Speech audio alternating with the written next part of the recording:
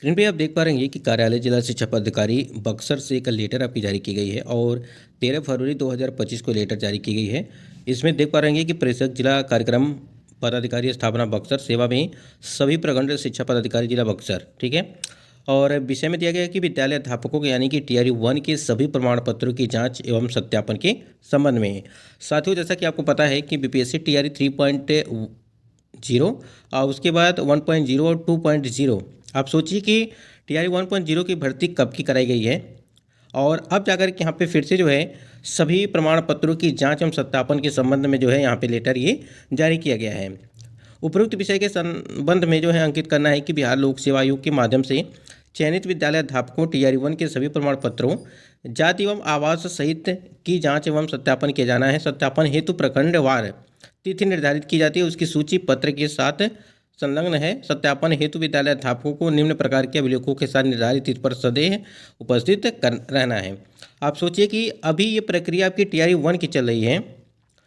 तो वैसे ही आपको पता यहाँ पे चीज़ें क्लियर हो गई होंगी कि टीआरई 3.0 का क्या होगा,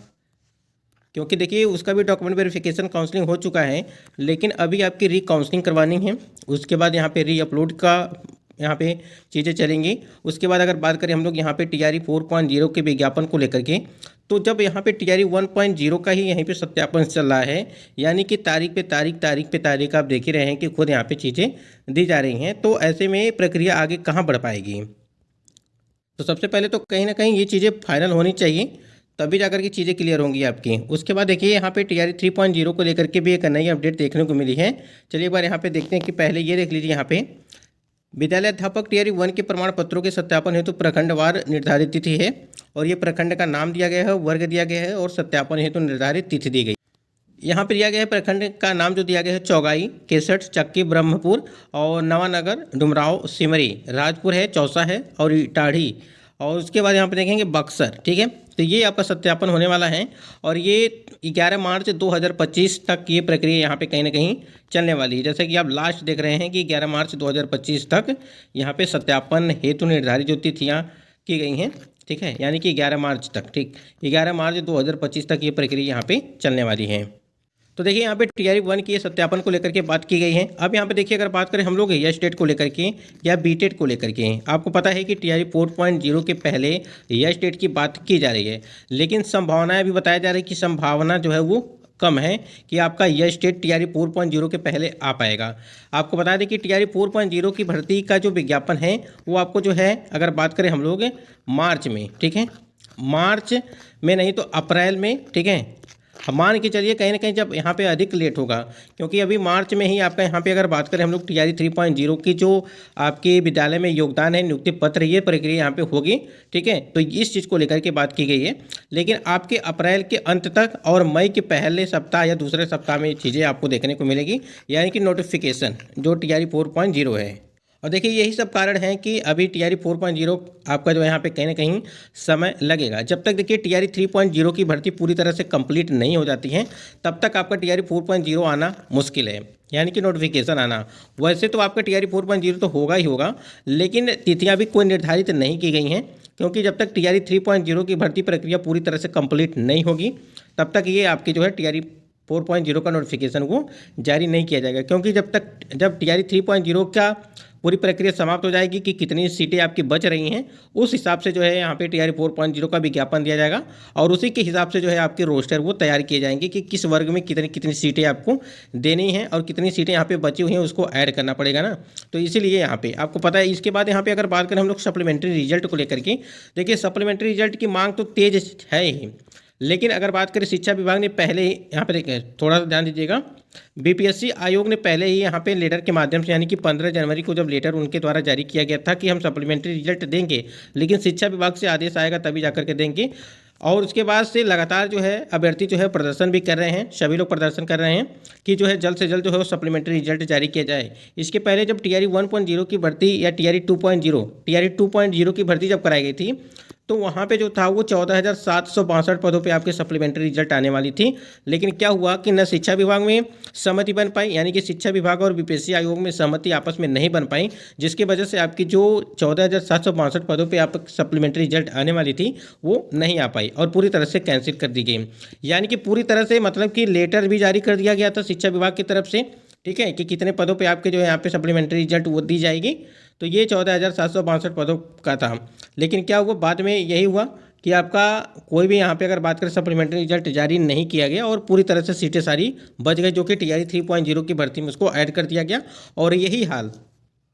आपने देखा कि टीआरई 3.0 की भर्ती में लगभग 21,000 या 22,000 के आसपास अभी भी सीटें आपकी खाली हैं। इन सीटों को जो है टीआरई 4.0 की भर्ती में ऐड किया जाएगा, क्योंकि इस पर सप्लीमेंट्री रिजल्ट तो आपकी आएगी नहीं, सप्लीमेंट्री सिर्फ मल्टीपल रिजल्ट पे ही दिया जाएगा। अब वो मल्टीपल रिजल्ट कितना होगा, 2,000 होगा, 3,000 होगा या 4,000 होगा, वो आने वाले समय में ही पता चलेगा एग्जैक्ट डाटा। ये कहीं ना कहीं जो बक्सर से ये लेटर जारी किया गया है, लगातार चीज़ें हैं। और देखिए ये तो आपका यहाँ पे लेटर जारी किया गया कि इसमें सत्यापन को लेकर के एक चीज़ यहाँ पे जो मामला फंसा था आपका सीटेट को लेकर के 82 वाला, वो तो क्लियर हो ही गया है। लेकिन अगर बात करें हम लोग सब्जेक्ट कॉम्बिनेशन को लेकर के, अभी आपने देखा होगा कि टीआरई 1 और टीआरई 2.0 से लगातार ये चीज़ें जारी की जा रही हैं कि जो सब्जेक्ट कॉम्बिनेशन मतलब जिनका गलत है उनको भी कहीं ना कहीं बाहर किया जा रहा है। तो थोड़ा सा आप लोग टीआरई 3.0 वाले कैंडिडेट यहाँ पे वो ध्यान देंगे सब्जेक्ट कॉम्बिनेशन को लेकर के,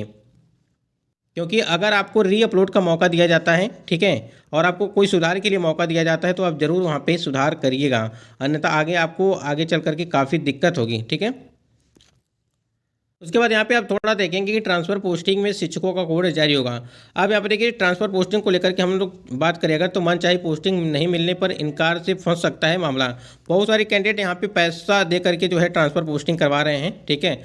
तो इसी को देखते हुए यहाँ पे अब क्या हुआ है कि ट्रांसफर जब पोस्टिंग कराई जाएगी आपकी, तो शिक्षकों को जो है कोड जारी किया जाए। इसमें क्या है कि जैसे एक शिक्षक को कोड आपका मतलब कि शिक्षक का एक कोड दे दिया जाएगा, ठीक है, और उस कोड के माध्यम से जो है आपकी पहचान होगी।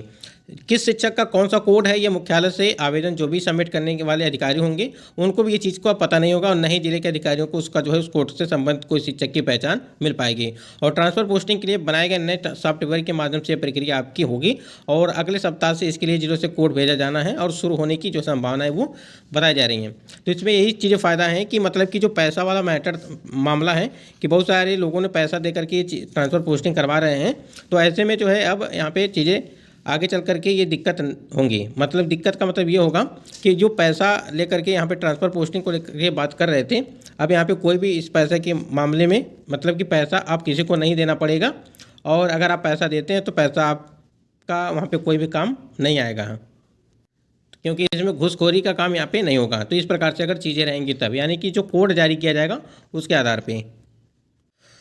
यहाँ पे हम लोग बात करें अगर यहाँ पे 6 सब्जेक्ट के विषय जिला आवंटन रिजल्ट को लेकर के, तो वहाँ पे देखिए एक चीज़ यहाँ पे ध्यान रखिएगा कि 20-21 के बाद यानी कि 25 के पहले आपका जो है यहाँ पे रिजल्ट और डिस्ट्रिक्ट अलॉटमेंट यहाँ पे कर दिया जाएगा। अगर जिनका भी छूटा होगा उनका, उन सभी का मतलब कि एक ही साथ आपका जो है वहाँ पे किया जाएगा। उसके बाद अगर बात करें हम लोग अप्रैल महीने में, ठीक है, अप्रैल महीने में प्रोविजनल नियुक्ति पत्र के साथ विद्यालय में आपका योगदान करा दिया जाएगा, ठीक है, जिससे आपको पता है कि अभी टीआरई 4.0 की भर्ती भी आनी है, तो कहीं ना कहीं उसको लेकर के जो भी रिक्तियाँ आपकी बचेंगी, कम से कम वो चीज़ें उस रिक्तियों को ऐड किया जाएगा टीआरई 4.0 की भर्ती में, रोस्टर जब आपका यहाँ पे जारी किया जाएगा तो।